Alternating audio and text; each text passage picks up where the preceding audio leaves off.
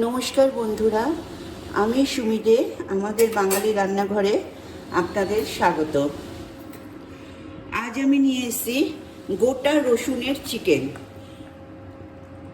আমি উত্তরবঙ্গ থেকে এই রান্নাটা শিখেছি, খুব টেস্টি, ওই জন্য আপনাদের সাথে আমি শেয়ার করছি। তাহলে প্রথমে স্টিলের কড়াই বসিয়েছি। কড়াইটা একটু গরম করে নেবার পর এখানে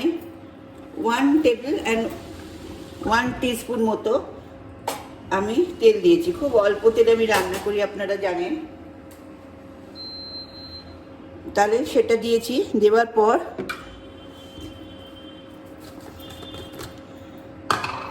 আমি এখানে নিয়েছি 2টো পেঁয়াজ,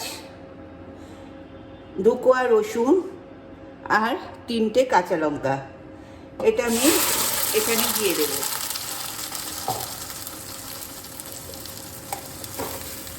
যেরকম আমরা পেঁয়াজ ভাজি সেই রকম একসাথে এখানে আমি দিলাম পেঁয়াজ, রসুন আর 3টে কাঁচা লঙ্কা। তা এটা দিতে দিতে বলে রাখি, আমার রেসিপি যদি আপনাদের ভালো লাগে প্লিজ আমাদের বাঙালি রান্নাঘর চ্যানেলকে সাবস্ক্রাইব করবেন আর পাশে থাকা বেল বটনে ক্লিক করবেন। তাহলে আমার যে সমস্ত রেসিপি যখন যেটা করব সেটা আপনার ফোনের নোটিফিকেশনে পৌঁছে যাবে। আর অবশ্যই লাইক কমেন্ট করবেন এবং বন্ধুদের মধ্যে শেয়ার করতে ভুলবেন না। আচ্ছা, এটা একটু আমি পুরো ডাস্ট করিনি, একটু কচা ভাব রেখেছি, কারণ এখানে আমি পেঁয়াজটা ভাজছি না পুরো। এখানে আমি পেঁয়াজটা বেটেছি, আধ বাটা, একদম মিহি করে বাটিনি। এর সাথে আমি 2 কোয়া রসুন দিয়েছি। যেহেতু এটা গোটা রসুন দেব, সেহেতু এতে রসুনের পরিমাণটা আমি কম দিয়েছি। এটা একটু যেই লালচে হবে, রঙটা যেই একটু চেঞ্জ হবে, তখন আমি এতে বাদ বাকি জিনিসগুলো দিতে থাকবো। ব্যাস, কিচ্ছু না। আদা কাঁচা লঙ্কা দিয়ে আমি চিকেনটাকে করব, আর গোটা রসুনটা দিয়ে।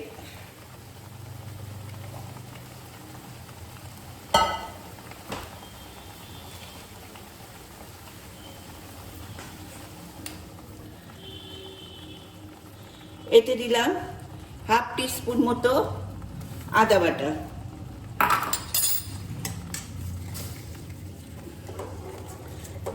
যেহেতু পেঁয়াজ রসুনটা কাঁচা লঙ্কাটা আমি জল দিয়ে বেটেছিলাম, আদাটাও জল দিয়ে বাটা, সেই জন্য আমি এতে জল দিলাম না। কারণ যেহেতু পেঁয়াজটা প্রপারলি এখনো কালচে কালারটা আসেনি, তা নাহলে আদা দেওয়ার সাথে সাথে আমি একটু গরম জল দিয়ে নিই।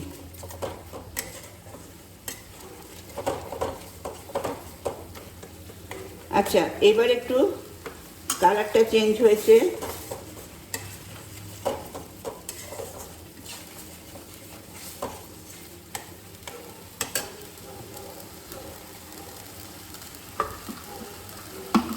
এবার এতে আমি দেব নুন। নুনটা আপনারা যে যা নিজের ইচ্ছে মতো দেবেন। আমি 1 টিস্পুন আর 1/2 টিস্পুনের থেকে একটু কম দিলাম।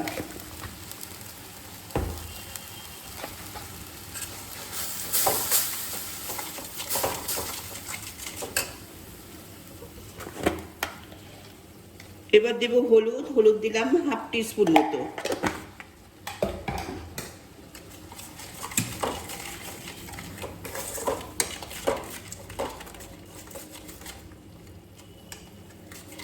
এবার এতে একটু আমি, যেহেতু হলুদ দিয়েছি, হলুদের কাঁচা গন্ধটা যাওয়ার জন্য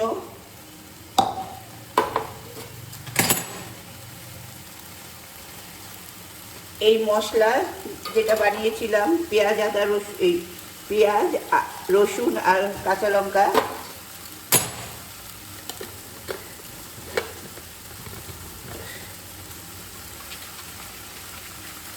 সেই জলটা দিয়ে একটু কষবো। কারণ তাহলে হলুদের গন্ধটা চলে যাবে। তাহলে আমার হলুদের গন্ধটা চলে গেছে। আমি 3-4 বার ওই জলটা দিয়ে একটু কষেছি। এবার দেব 1 টিস্পুন মতো সুগার। এটা পেশেন্টরা দিতেও পারেন, নাও দিতে পারেন, এটা অপশনাল। যেহেতু এটা আমি কাঁচা লঙ্কা দিয়ে করছি, কোনো রকম শুকনো লঙ্কা ইউজ করছি না, সেই জন্য এটা পেশেন্টরাও খেতে পারেন। তাহলে চিনিটা দেওয়া হয়ে গেছে। এইবার আমি দেব চিকেনগুলো 700 চিকেন আছে। আমি বাজার থেকে নিয়ে এসে গরম জলে ধুই। আপনারা সবাই জেনে গেছেন আমি ঠান্ডা জলে ধুই না। ঠান্ডা জলে ধুলে চিকেন চিটে হয়ে যায়। সব সময় গরম জলে ধোবেন। এটা অনেকেই জানে না, এসেই ঠান্ডা জলে ধোয়ে না। প্রথমে গরম জলে ধুয়ে নেবেন। যদি আপনার মনে হয় আপনি স্যাটিসফাইড নন, তাহলে আপনি পরে ঠান্ডা জলে ধোবেন রান্না করার সময়, কিন্তু আগে গরম জলে ধুয়ে নেবেন, তাতে পরিষ্কারও হয়ে যায়।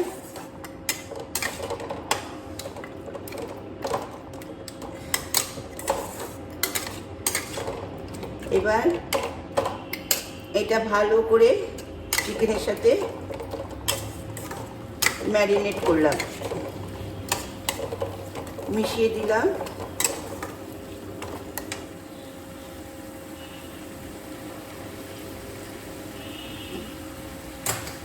এবার জলটা আমি দিয়ে দেব, পুরো জলটা আমি দিয়ে দেব, আর আমার কিছু করতে হবে না। এবার আমি এই গোটা রসুনটা খোসাটা ছাড়িয়ে নিয়েছি, আর এখান থেকে দুরোয়া নিয়ে এখানে দিয়েছিলাম। তাহলে এই গোটা রসুনটা এর মধ্যে ফেলে দেব। অপূর্ব টেস্ট, করে দেখবেন। এবার এটা আমি সেদ্ধ হতে দেব।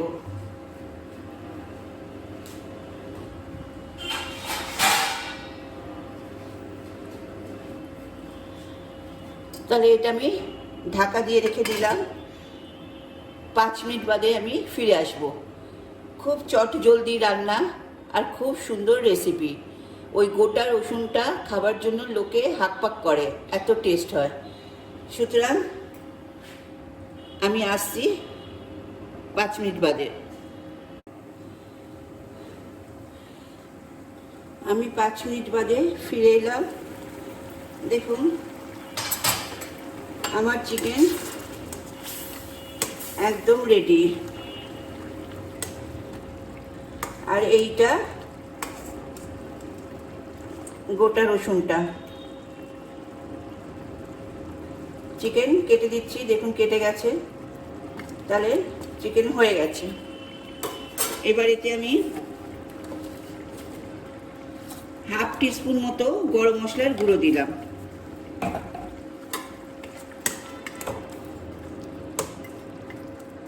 আমি পেশেন্ট বলে আমি ঘি দিলাম না, আপনারা একটু ঘি দিতে পারেন।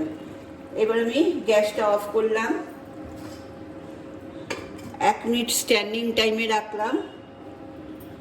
1 মিনিট হয়ে গেছে। এবার আপনাদের সামনে আমি এটা পরিবেশন করব।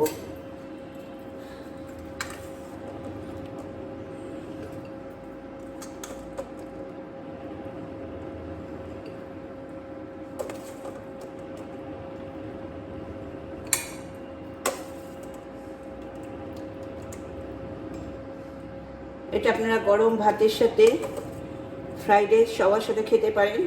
আর ঝোলটা আপনারা নিজেদের ইচ্ছে মতো রাখবেন। এই যে গোটা রসুনটা আপনাদের দেখালাম।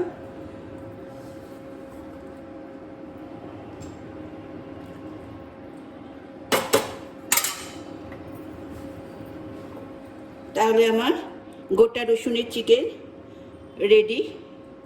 তাহলে আজ আসি, নমস্কার।